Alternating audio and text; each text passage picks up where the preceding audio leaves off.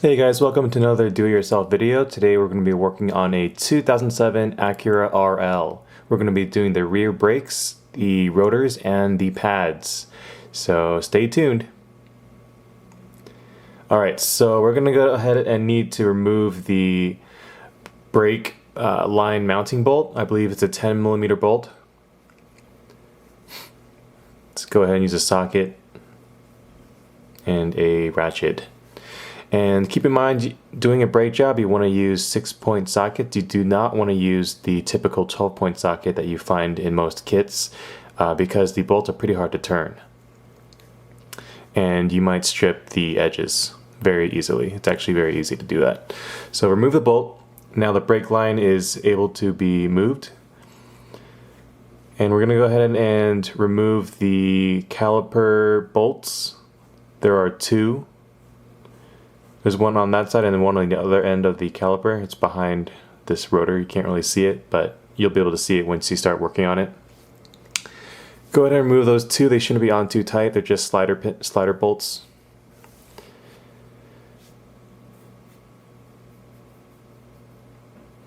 So once you remove those two, you'll be able to flip up the caliper and remove the pads. As you can see, these ones are pretty worn out and dirty. For the back side, it's a little hard to take out, so we use a punch and a hammer and tap on it a little bit, knock it loose. It's on there pretty tight because this car used to be in New Jersey, so a lot of salt and road grime makes these pads hard to remove. Eventually you get it out. There we go. So we use a coat hanger and we hang the caliper by the coat hanger off the lower control arm. This relieves the stress off the brake line. You don't want to leave it hanging by the brake line because the brake line can actually be damaged hanging like that. As you can see, there it is. Alright, so these bolts on the back side of the caliper that hold the bracket on, we tried using a breaker bar along with a cheater bar, a pipe, and it's pretty darn hard to remove, and you definitely want to use a 6-point socket. As you can see, it's pretty dang hard. Neither of us could get it off. Also remember you're loosening it. So from the back side, you're going to be pulling it to the right or toward the rear of the car. Lefty-loosey, always remember that. So we ended up using a torch to heat up the bolt to try to get the threads loose.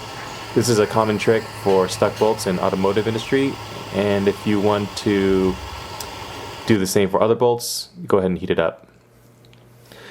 So now we're going to go ahead and clean the new rotor while we wait for the bolt to cool down. The new rotor has machine oil all over it to keep it, I guess, rust free during storage. Alright, so we're also going to go ahead and use the brake line bolts that we took off earlier to push the rotor off the hub. It fits perfectly. You just thread it into one of the non-tapered holes, as you can see, and the rotor should just push off the hub like so. Again, that's the 10mm bolt for the brake line that we used. We didn't have to buy a spare one. As you can see, there it is. Alright, so we're going to go ahead and put on the new rotor. Remember, to remove the rotor, you're going to need to have your rear brake or your emergency brake released. Do not activate your parking brake. Alright, so we put the retaining screw back in and we put the rubber plug back in. So right now we're going to go ahead and put some moly grease on the pins. And we're going to go ahead and reinsert it into the slider or the caliper bracket. So wiggle it around, distribute the grease in there. And we're also going to go ahead and use anti-seize on the caliper mounting bolts. Some people have different opinions on that, but as you can see, we have to burn the thing off, so we're going to go ahead and use some anti-seize on that to make it a little easier for the next job. You might want to check the torque values check the torque again, maybe a few hundred miles down the road, make sure they're all tight.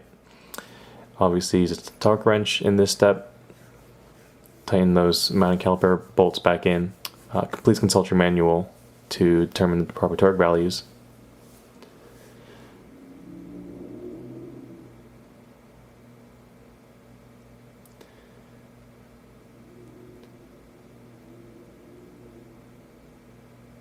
Snugging up the other one to make sure it's tight, and we should be good to go. So with the pads greased, we're using the included grease. You grease the backside and the sides where it slides against the caliper, and go ahead and replace them back. This is the backside caliper. Be sure not to touch any of the brake pad material or the disc itself. So greasing the front side pad. Carefully put it into place, minding not to touch the rotor or the pad material. Otherwise, you will contaminate the material and you would have to get new pads. Alright, so time to put on replace the caliper back. You might need to compress the piston inside to make it fit over. Just use any C-clamp and you should be able to push it in. Okay, now thread the slider pin bolts back in. Always hand tight fasteners so you don't cross thread them. Then use a wrench to snug them up later. Alright, that should be good to go. Once you torque those back down, please obviously consult the manual for the torque values. Alright, thanks, bye.